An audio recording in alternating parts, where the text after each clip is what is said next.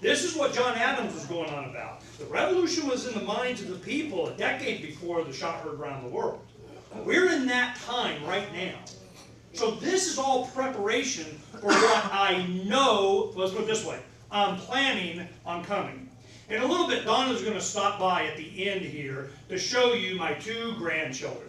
Remember last year we brought Kaylee when she was a baby. Now she's a year old, and on her birthday she had a little brother. So I'm going to say, hey, the motivation for me is them. It always was decades ago when I had my kids. I told them when they were old enough to understand, man, you're just a conduit for grandbabies. I just want you to, FYI, I mean, I'm here to raise you and make sure you're good parents to my grandkids, so I don't have to do it. So this is, I'm thinking forward in the future. So then we have, this is what I want to have Mike respond on.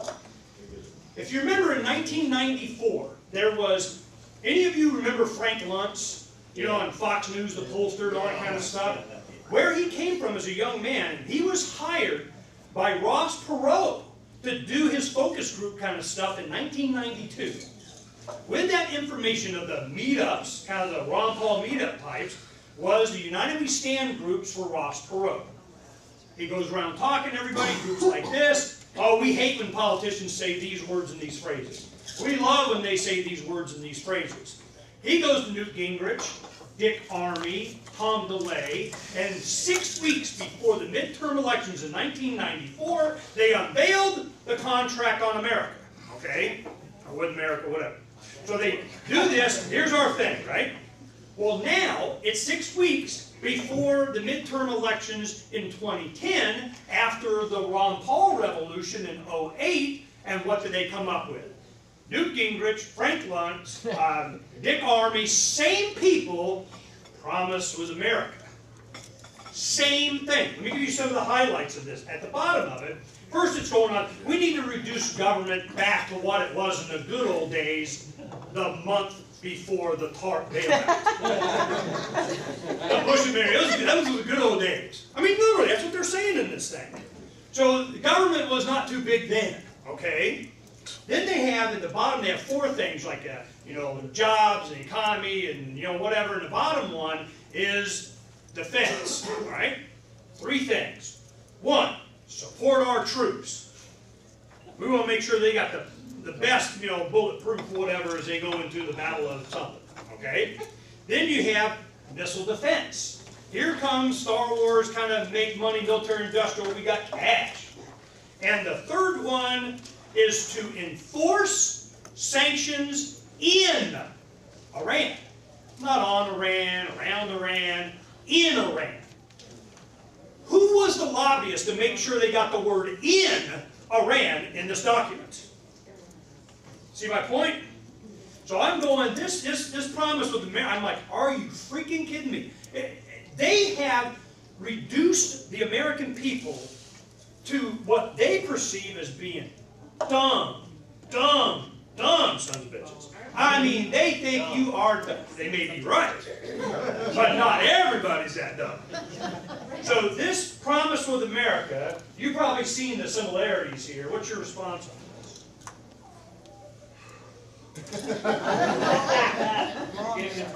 Well, I'll tell you what, I did 25 jury trials to an appealable conclusion. I was a party in another one that we lost. I watched the O.J. Simpson trial some of it. I have never seen a jury trial where on the evidence presented, the jury did not make the correct decision. And I don't want to go on the O.J. Simpson trial, but on the evidence presented. So I have a tremendous belief in the ability of ordinary citizens who are working citizens who are, older than 21 or something, to make the right decision. We have a huge interrupt here, and that is mainstream media. Mainstream media is just screwing us over and just full of bullshit. If you're like me, if you're addicted to books. The book that explains this will scare the crap out of you, and I had to read it 2 times so I can understand it, was Daniel Borstein, Boorstein, called The Image. It's next to the Bible and scaring the crap out of you.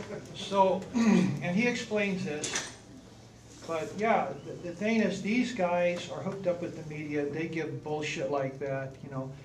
I mean, I can't talk about it. It disgusts me so much what happened, the stuff that's presented in the media. And so that's why, you know, I've now been with the Arizona Editorial Board interviewed twice, 2 years ago and a couple of weeks ago. And they don't really care about or understand so many of these issues. And I know because I've been sending them letters and sending them DVDs and sending them books for years. I have. And after the interview, they go around, you know, and Kathleen English shakes my hand, you know, she remembers me. She remembers the stuff I sent her. Robert Robb, he's smiling at me all the time because I've sent him some nasty letters, you know, but some real, some well-reasoned informational stuff. I sent them all sorts of stuff. They're doing their job. They're interested in trivia, what I call diversionary trivia. So the mainstream media is blocking this. I don't know what the solution is. I don't know how to fix it. I'm doing the little what I can. And when I tell you my comment about you people being important and doing something, I really mean it, because the Arizona Editorial Board is not. You know, every November 22nd, the Arizona paper, like every other big paper in the United States, is going to say, so many years ago, John F. Kennedy was killed. They don't say he was shot down like a dog in the streets of Dallas and he wasn't given enough of an investigation they would have given to the murder of a dog. They don't say that. They say, some people say there was more than one assassin, but Lee Harvey Oswald did it. Well, you know, if you've spent time like I have, you know damn well that there was more than one person doing it. So the media isn't going to do it for us. It's a big interrupter, and you guys have to do it somehow. Yes, sir. Yeah. This gentleman here.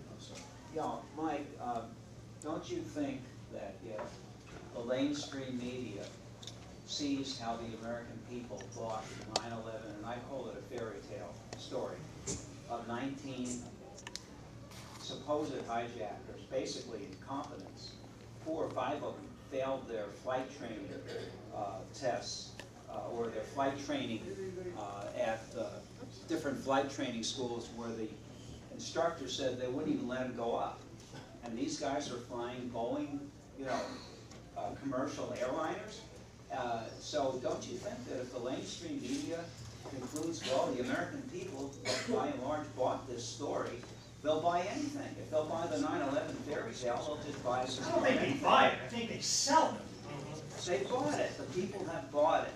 No, the media sells it. But they don't give them any other It's option. a 2-part process, Ernie. It's not a single, you know, all going out. No, they're there There to has sell. to be buying and selling going on. But I want to go back to you. You made a good point, Ernie, about the internet.